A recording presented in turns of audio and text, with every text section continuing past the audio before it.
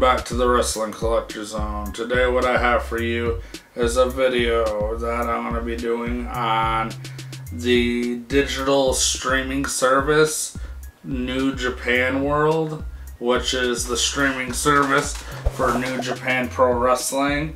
I had mentioned it a while back ago that I intended on doing a comparison video of New Japan World versus WWE Network that I wanted to do, and which one I thought was a better deal. And I decided how I'm going to do this is first I'm going to do a New Japan World video, kind of just going over the basics of New Japan World, how much it costs and what you get included in it. And then I'm going to do a video on the WWE Network, kind of mention about the stuff about that, how much it is and everything like that, and what you actually get.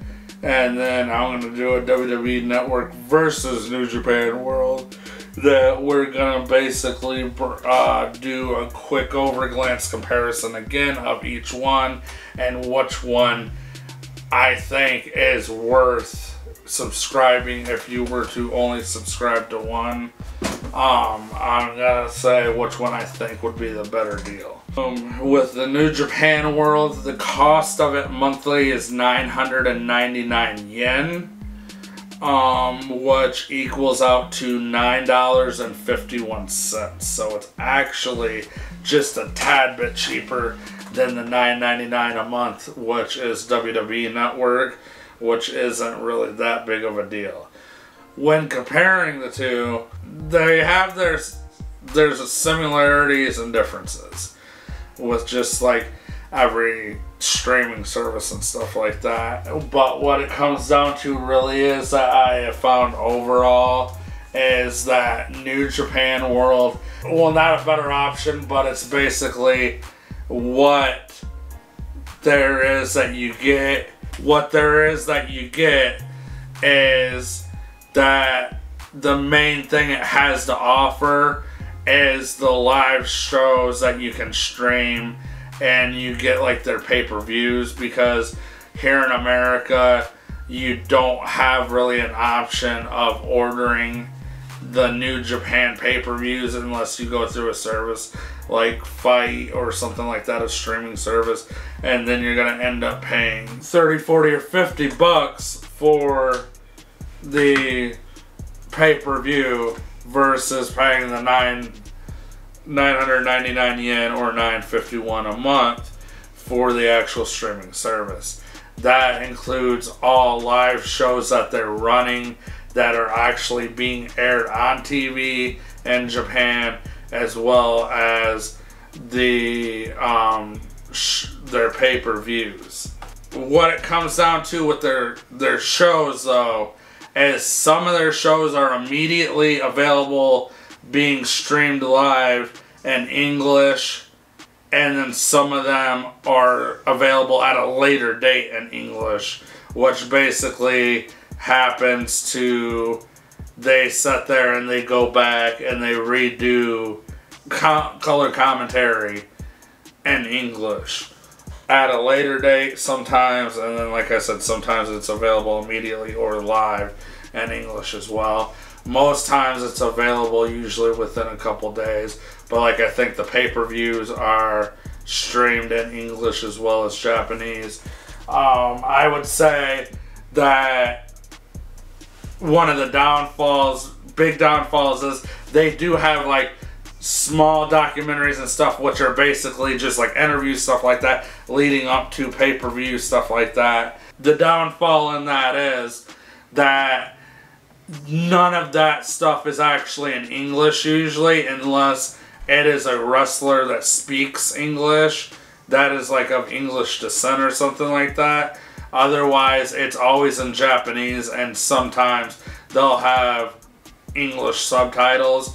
But what I have found weird is most of the time is actually, even if they're talking in Japanese, they have Japanese subtitles instead of English.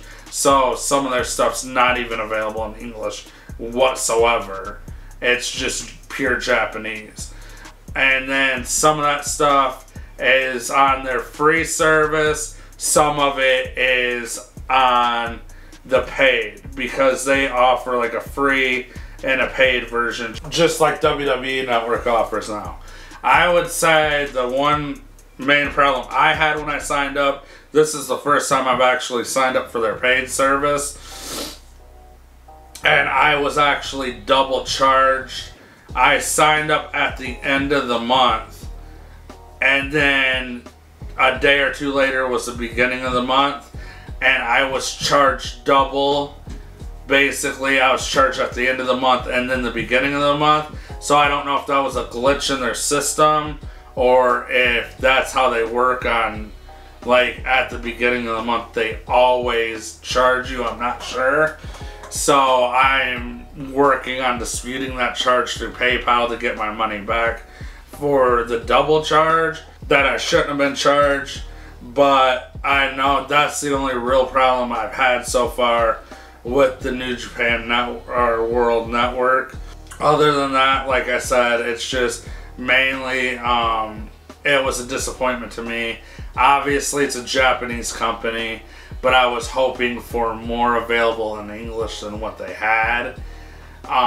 They definitely do have like lots of options. They have matches that are as far as dating back to in the 80s, but those obviously don't have English commentary or nothing.